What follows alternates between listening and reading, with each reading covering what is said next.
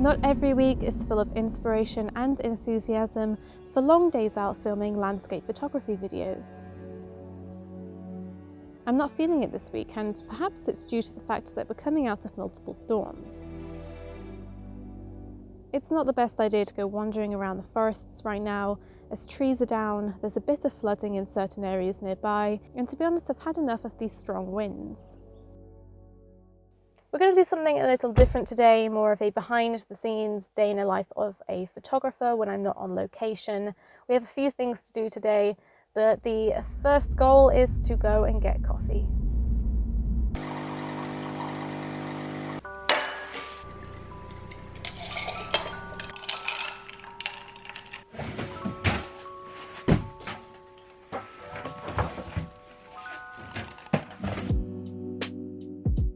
Got some really old photography gear that I want to sort out and get rid of. We've got the old D7000, which I think I can get rid of now. The camera works absolutely fine, but the lenses that I do have for it are not very good. They're very cheap lenses, and I don't use this enough or at all really to consider buying better glass for it.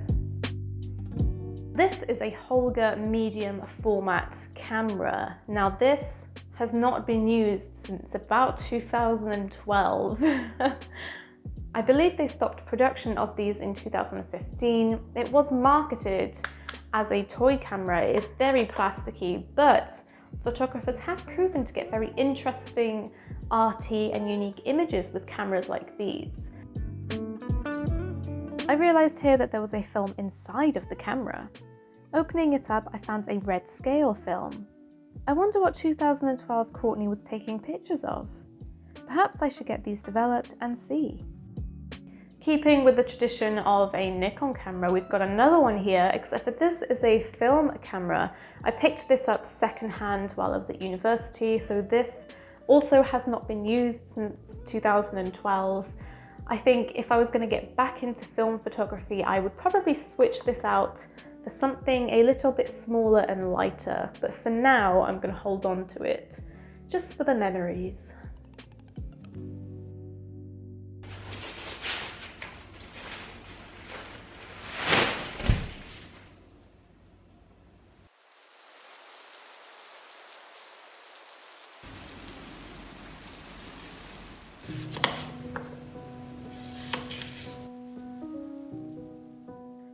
Mid to late autumn, I took to some wildlife photography at Berkeley Deer Park with my telephoto lens, only the vlog never made it to YouTube.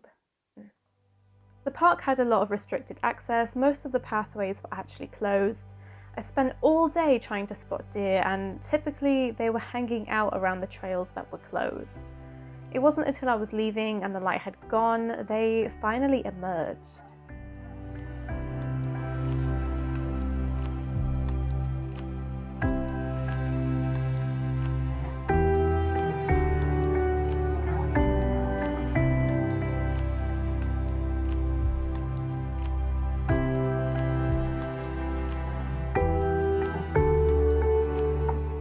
I did take a couple of general shots of the area, so I'm going to edit those and see if they are usable for the old Instagram.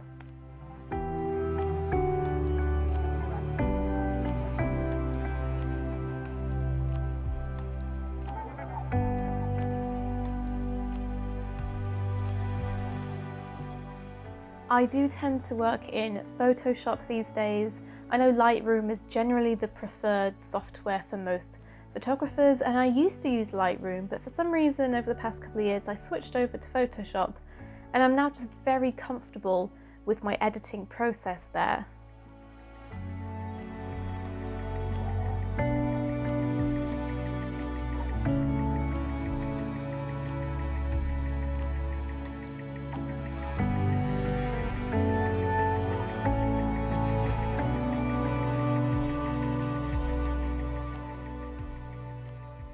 I do head over to Lightroom when it comes to printing though. In fact, let's do a quick printer review.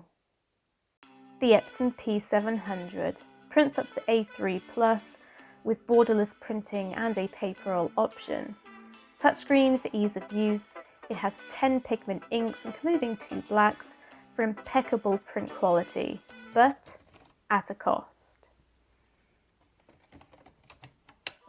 I purchased this printer a couple of months ago, and so far I'm pretty happy with it. I was debating between this one and the P900. The only difference is the P900 prints up to A2+, while this one only goes up to A3. I actually prefer smaller scaled prints to larger scale prints, and so I didn't see myself printing A2 that often.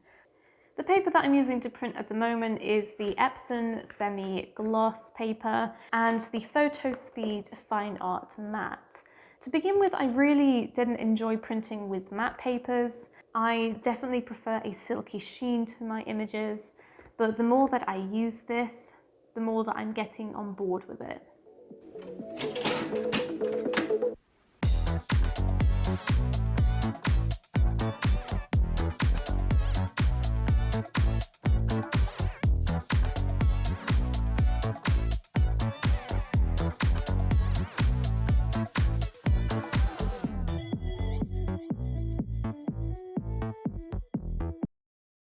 If you follow me on Instagram, then you may have seen a couple of weeks ago I had a little accident with my Nikon D750.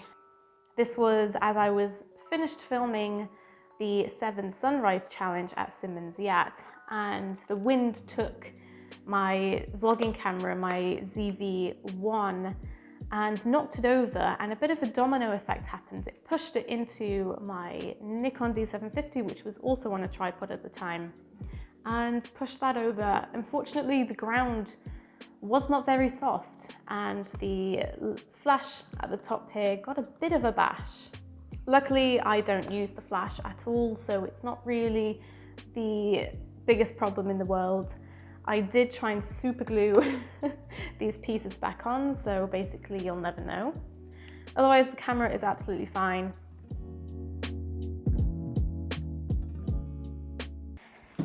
Now, a second incident also happened fairly recently where the wind took to my Sony ZV-1 a second time, and unfortunately I didn't get away very lightly this time.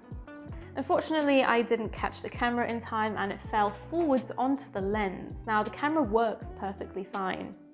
I could have continued to use it, I could still film with it, it would still focus okay, but when you zoomed in and out, it just made this awful sound and struggled to focus for a split second. So the Sony is currently off at the repair center. I'm usually extremely careful with my camera gear, as I'm sure you are as well, and I've never really had any major accidents with my cameras before, but I did just seem to get a little bit of bad luck there, but it could have been much worse. Bit of a different video from me this week. Fingers crossed these storms pass over, and next week we can crack on with some landscape photography. Where should we go, Ralph?